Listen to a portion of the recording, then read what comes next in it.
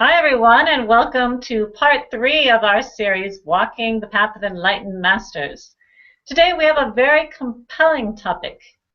What if there was the possibility that you could have a direct personal experience with a god or a goddess, or any divine being, and actually communicate with them daily and even embody their powers so that you could do miracles for others? Well, that is the exact experience of Beth Demaris, who's joining us for our show today. She has been so blessed as to develop a personal relationship with an ancient South Indian goddess named Nambunayaki. And she is going to share candidly about her experience today of this magical journey that she's had in developing this relationship with Nambunayaki. So, Beth, welcome to our show. Thanks for being here. Well, thanks for having me. This is really exciting to have a chance, an opportunity to talk about Nambunayaki and all of her miracles and just the love and the light and the blessings that she brings to the people on this earth plane is a blessing for me personally to be speaking about. So Nambu. Great. We call Yeah, her. I was actually going to say if we can start at the beginning. A lot of people don't actually know about Nambunayaki. Can you just tell us more about her, and then, most importantly, how is she intimately connected to Dr. Pillai and his family? Yeah, great. Nambunayaki is known as the medicine and the healing goddess. So the way the story goes is that anyone who goes to her temple, and this has been confirmed by many cases now, anyone who goes to her temple is healed of physical, emotional, psychological, any kind of malady or ailment or suffering that they have. Nambunayaki seems to be able to get into their bodies and into their minds and into their karma bodies and remove this the suffering from them. And she has a very interesting interrelationship with Dr. Pillai, and I often think of her as Dr. Pillai's. Dr. Pillai is genetically connected to her, and he's spiritually connected to her. And the genetic part is that when his mother was first born, she was not determined that she was going to live. She was, I think, probably about a week or two old, and it looked like she just wasn't going to make it. And her mother, Babaji's grandmother, Dr. Pillai's grandmother, took her to the Nambunayaki temple, which was in Rameshwaram, where they were living. And this was sort of an arduous journey to get to Nambunayaki, because in those days, it was a huge jungle. And Nambunayaki temple was in the middle of a jungle, and Babaji's grandmother and his mother had to basically wade through water that was, chest high and full of all sorts of things in sort of seawater that could be not quite so healthy for us. So they waded out there and they got to the temple, and they stayed at this temple to have his mother healed. Mm-hmm. And along with Dr. Pillai's grandmother, Parvati, also came her brother, which was his uncle, his great uncle. And so when they got there, he said to the goddess, if this child survives, we are going to name her after you. We are going to name her Nambu. And then lo and behold, they stayed, and this child survived. And Babaji, Dr. Pillai's mother, was known as Nambu Lakshmi. She received that name at the temple. And that is sort of how I feel. She's so genetically connected to Dr. Pillai. And the interesting thing, that's a great story. The deeper part of that, and how I find is so exciting and sort of this consciousness of the divine, is that Nambunayaki had to get into the body of Dr. Pillai's mother, because she was divinely slated to have this divine child, Dr. Pillai. Right. So he basically has her genetics. So his mother basically was Nambunayaki, and he then was born with her genetics. So this whole divine lineage is what I find so kind of thrilling, is to see how the consciousness of the divine and how they can just get into and work and love and nurture and care for so many beings at the same time. So that was the story of Dr. Pillai's mother, and how she worked with Nambunayaki, and how Babaji came through that. Well, we're greatly indebted to Nambunayaki for bringing Dr. Pillai into the world. So that's a fantastic story. Now, I'd also like to know, you were telling me a story last night about how Nambunayaki came to reside at that temple in Rameshwaram, which is in pretty much a remote place. In fact, we only discovered it, what, like a year ago or so? Yeah, I think what how Nambunayaki, I think, became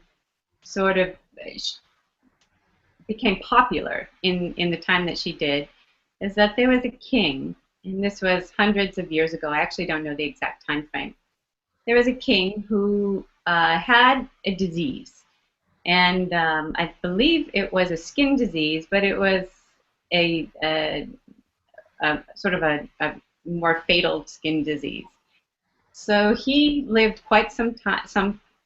He lived far away, and he heard about Nambunayaki, and he took a very long journey to this temple because he felt he had the faith that this goddess was going to be able to heal his disease. And he, as the story goes, he was really scoffed at. Nobody, they thought he was crazy to be taking this really long journey to find this goddess who was going to may or may not heal him. But he had the faith, and he was the trust in the divine. So he took this journey, and he went to her temple, and he stayed there for, it seemed from the story, although it wasn't exact, maybe several months.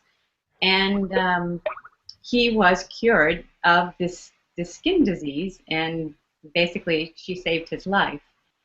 And from that, he basically put up a temple. He put a hospital temple up around the Nambunayaki shrine so that other people could come and be miraculously healed and saved too. And to this day, that temple's not there. I'm not sure what happened to it, but that was how she became known throughout as the medicine and the healing goddess.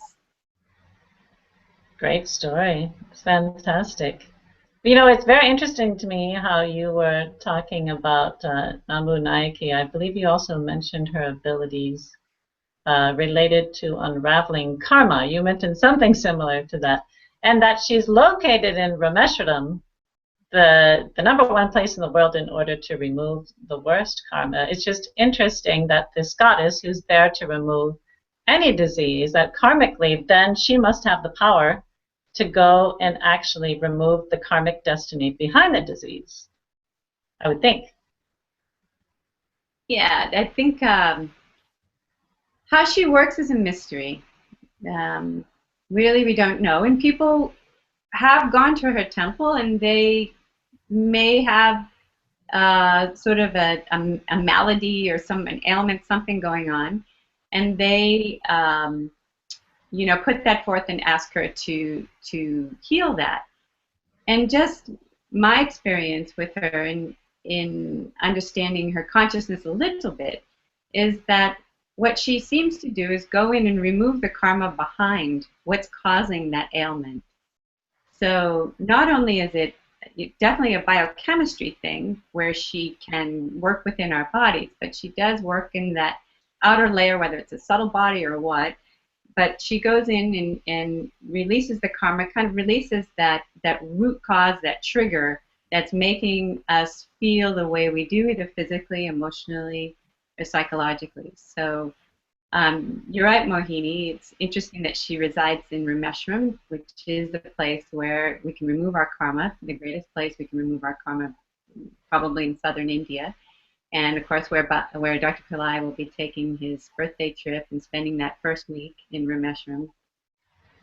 So I believe she has a very, very strong connection and an ability to be able to intercede in karma and remove that.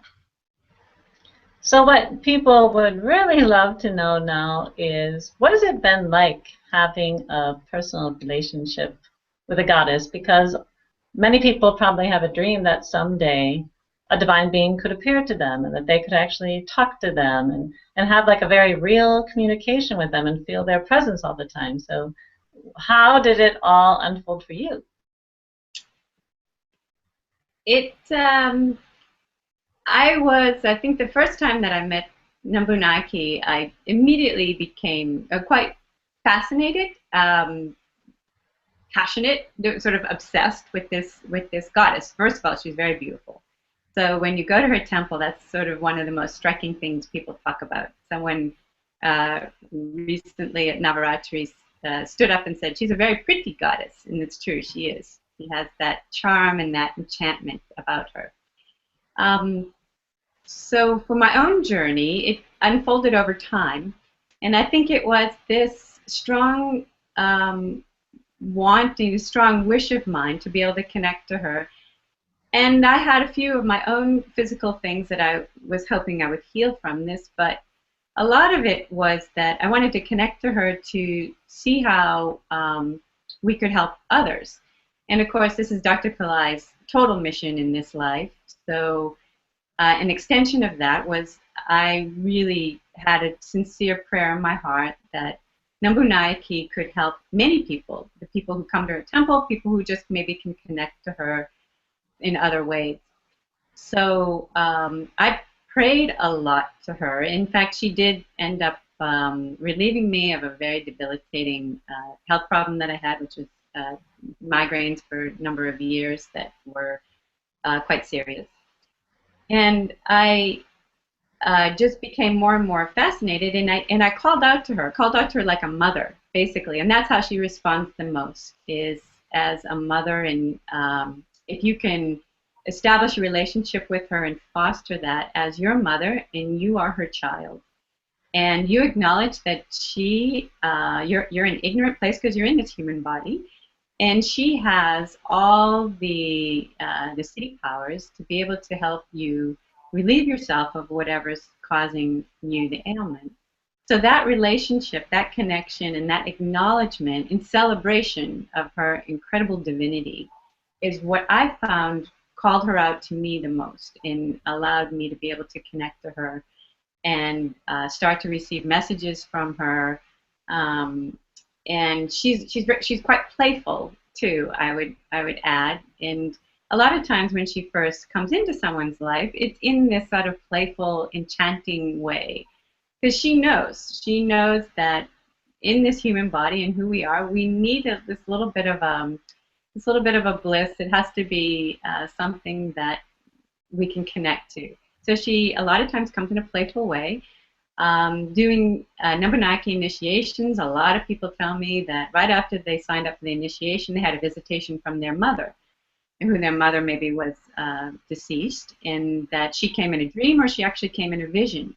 And she was very loving, and I feel what happens is that Nambunayaki's strong desire and connection to this earth plane and wanting to help people, that she finds this mother, all of our mothers, and she starts to work through biological mothers, whether they're here in the earth plane or whether they've left this earth plane. And she helps them connect to Nambu by having the mother, having them have a visitation, a message, or some kind of a connection to their mother in a very loving way. So that's a really profound way. So this whole mother relationship is quite key with Nambunayaki, is what I'm saying. And it's a surrender. It's a surrender to her, like I said, saying that you're basically acknowledging that we are in this human body and there's certain limitations that we have, and that she has the ability to be able to free us of those limitations. And it's also the connection to Dr. Pillai. So we have this connection with this goddess, and I always worship and do my prayers to Dr. Pillai first, He is the bringer of her energy. He is the one that has brought her back to life on this earth plane. He has made her energy available to everybody. It's his compassion, his blessings, and his grace for everybody who goes to seek her, that they will have an opportunity, a chance to be able to interact with her and be freed of their suffering. So for me, it's not only Nambunayaki, but it's also my own prayer and my own worship and my own devotion to Dr. Pillai and my trust in that I believe is part of how all of this can unfold for somebody. Great. Well, what people would love to experience now is if you can give them just a brief taste of what it is, like what can you do every day in order to establish a personal relationship with her? Something simple you can do at home. So we'll do a real brief little connection with Nambu. And what I find a lot of people when they first are introduced to any goddess is that they understand what she looks like. And so we're going to bring her energy into our hearts. And this is how Nambunayaki does enter people, is through their heart. And so I'm going to ask everyone to just close your eyes for a moment. And we're going to imagine Nambunayaki goddess is sitting in front of you. She's sitting on a golden throne, and she has a silver headdress on. She's adorned in gold bracelets, gold anklets, gold pendants and necklaces, and gold earrings. She has a green and gold sari on, and in her right hand, she's holding up a small trident. She has this trident because it eliminates your suffering and your pain. She uses her trident to do that for you. In her left hand, she has a mound of turmeric. And this is what I call her angel dust. It's her amrita. She's seated in a half lotus position. And just below her foot, the ground is strewn with flowers. There's an incense lamp. And there's a plate of sweets. Nambunayaki is smiling. And perhaps the most amazing and interesting thing about Nambunayaki is her eyes. They are two streams of light.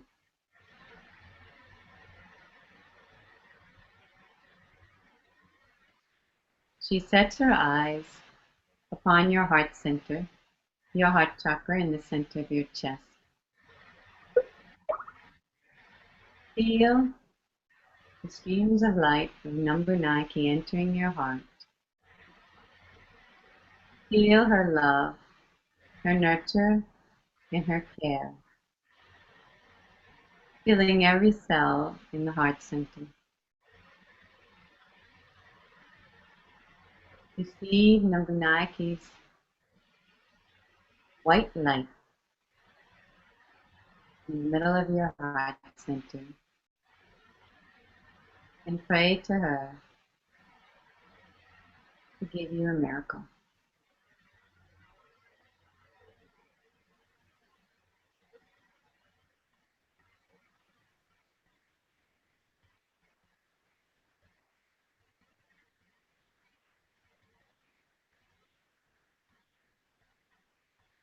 And now you can slowly open your eyes. And we thank Nambunayaki for coming, for making a connection with us, and for entering our hearts. It's beautiful. Thank you so much. I know that our viewers will definitely cherish that experience.